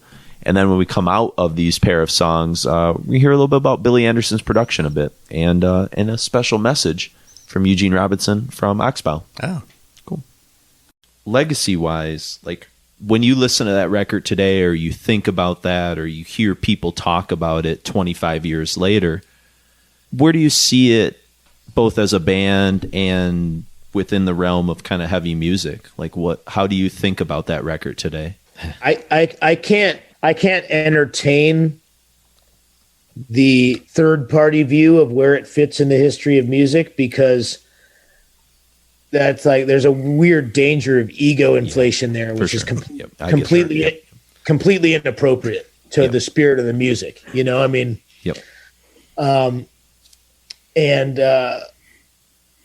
but I mean, now in hindsight, I mean, I know some people put it on a pedestal, and Noah and I were discussing together earlier when we were talking, we've never been a band to look backwards, only to look forward. And so it was the necessary rung of the ladder of our evolution that needed to happen between Enemy of the Sun and Times of Grace. and it was exactly what we needed to go through at that time. But that was the best that we could have been between the years of 1995 and 1998. Since then, we've become the more evolved version of ourselves multiple times over, and I still feel our peak is our latest record, and our best expression of who we are and what we are capable of is Fires Within Fires, because that's our latest self-expression. But that being said, without every one of those steps along the way, even before I was involved or before Noah was involved, all of those things needed to happen to allow us to get where we would end up. Well, and you're not 27 anymore. You know what I mean? Like you were a certain person when you made that record, and you got a family now, and you know what I mean? Like you have just different perspectives. For sure. I just didn't know, like, completely respect and understand that philosophy of just kind of constantly looking forward a little bit. But I guess as this is a celebration of the 25th anniversary, I'd be remiss if I didn't ask you that question, at least, Absolutely. Or yeah, if we didn't feel proud of it, we wouldn't be talking. So Sure, exactly. We're extremely proud of it. Is there you guys still perform Locust Star fairly regularly, but is there like a song that, as you've kind of grown, that's still like, I don't know. I mean, I'm sure you're connected to all the songs, but is there a song that you looked very fondly back as being like a breakthrough type of song, or just a song that you kind of have 25 years later, a special connection to? They're all pretty. I mean, that's the thing. It's all your children. They're all special, but we weren't like writing other songs and then we picked the best to put it on that record. Mm-hmm. That's everything we wrote at that time was on that record. That's kind of how it was. Yeah, there's no B-sides or something. No, like we that, didn't spend time on things that were kind of cool but not quite good enough. Like none of that took our time at all. So like I said, every single one of those was really poured over, Mm-hmm. And so they're all kind of. And it really works as a connective piece too. It's not a bunch of separate songs. It's got like a Pet Sounds kind of feel to it or something, I think the two that were kind of particularly ambitious and felt like grand achievements would be Purify and Aeon, in terms of like long format, very sort of almost orchestrated with different movements, I think that was something I was proud of and still am. I remember Locust Star was the first song we wrote with me, so that's always going to be special. The hit song, right? Yeah, see? The one single. Yeah. See what happens when I join? Yep. Yeah. Radio fandom. You should join again. Was there ever was the sequence of the songs, was that always like as you were writing and putting stuff together, was that very evident, or was there a point where you're kind of moving things around to make it kind of feel right? I don't really remember, but I think that we probably figured that out in advance as well. Like I said, the whole thing was very crafted, and we really, really thought through everything, especially and including guitar tones. But I do remember that we made a choice to, and I'm not sure if it was the wisest way to do this because it was the early days of digital technology, but we made a choice to connect the tails and the heads of every song so there was no silence. And so that's some of the tapes that I made filled that role as a little bridge, a segue between the end of the song and the cue to start of the next one to begin, But even when it went song to song, if you listen closely, there's an overlap there. And the only way to really do that, the only way we knew how to do that was to put the mixes into something like Pro Tools and do a crossfade and then output the whole album as one giant long song. Oh, okay. Now that we know Steve Albini, we know that there are other ways to do that where you don't have to put the whole thing into a digital realm, you know? Yeah. But we didn't know that then. Yeah. In fact, we didn't know, and we were just, again, Noah and I were having some discussions recently, just kind of painfully remembering that in the 90s, every single responsible professional engineer that we worked with until Steve Albini, we were recording on beautiful 2-inch 24-track tape. Sometimes we had a slave ADAT to it, which was not ideal, but we talked ourselves into it. But man, we mixed all those fucking records to digital audio tapes, and what a mistake. I mean, what a nightmare. You've got all these beautiful, nice, rich analog tones, and you're mixing it down to 16-bit fucking digital garbage through the converters at the time, which were not what they are now. Now you can get a really nice sounding conversion from analog to digital, but back then it was really primitive, but it was the state of the art thing, and everybody was into it. And shiny. And so we can't actually do a proper, most likely, remaster ever, because those digital audio tapes don't have any legs. They don't last. That's probably why I think that you guys operate almost, I don't want to say better, but seeing you live has it's like a rite of passage or something like that, because it almost goes beyond what can be just captured in an album. Even though I think Albini, like you said, has done a better job of capturing some of that more organic nature, there is something about the visceral live experience of Neurosis, and it's probably because you, like you said, you were trapped in 16 bits, still, Mm-hmm.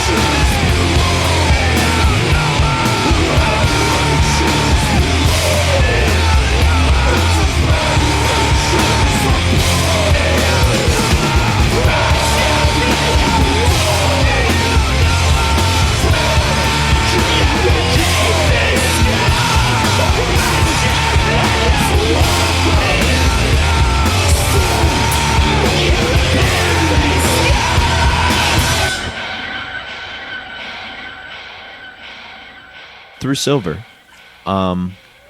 you know, you talked about the crafting of it and the layering and stuff like that. What role did somebody like Billy play in kind of holding all that together? Or was it mostly just you guys and he was just capturing everything organically the way you wanted to construct it? I think we've always had the engineer basically as an engineer's position. You know, we had like the songs were written. They were exactly the way we were going to be. But we were still, I mean, except for Noah, who had a little more training, but we were still only had a few records under our belt, you know, and didn't have a lot of experience. And so we wanted to have someone we could trust and who is also one of us, not an outsider, to deliver this thing. And so he helped us try to get it recorded in the way that we were discussing at the time. Yeah. I mean, think about the first, you know, the records before then were definitely were recorded by people who weren't part of the punk world that we came from, or the weird fucked up artist mentality, you know? These were people who worked in recording studios who were kind of like able to do it as a technician, you know, but maybe missed some opportunities to do it a certain way that would have benefited the vibe of the music more, you know?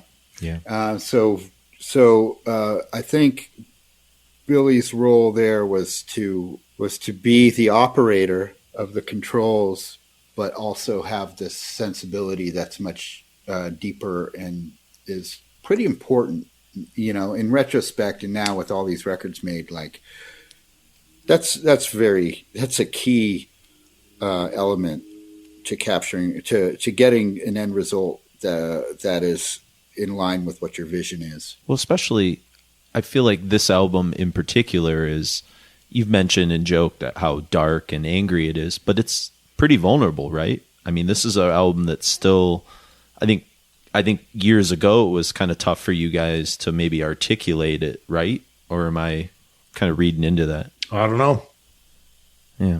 I just didn't know if maybe having somebody trust it like Billy there when you're kind of so much catharsis is kind of coming out in your performance and in the recording, it like you said, it allowed you to capture something that just a professional engineer who wasn't close with the band might not have been able to capture. Yeah. Okay, now that you asked it that way, yeah, I mean, yeah, there was no like holding back any of the flying of the freak flag. I mean, we were all there together in the, you know, in the relatively the same age and the same scene and the same fans of the same music, and it was just like you know, kind of an extension of like another one of us was there in the technical role. That was key, because what we were definitely two things. One, we were wanting to do all of it ourselves. Ultimately, we weren't, and that is sort of like comes from a sort of a DIY, like this is our art expression place, you know, that we grew up in a scene that kind of celebrated that. But the other reason is that we didn't want to let people in, and we wanted to protect what we had, because we knew that there was something really pure about it. And we would talk about it with each other, and we kind of cherished that. And it was really difficult for us to let other people in to any kind of decision-making role into what we were doing. We kind of just didn't, you know, when it came to like booking our shows and putting out our records. And, you know, it was, all of that was, it was hard for us. And, it was kind of a scary thing for us to do, and we often just chose not to.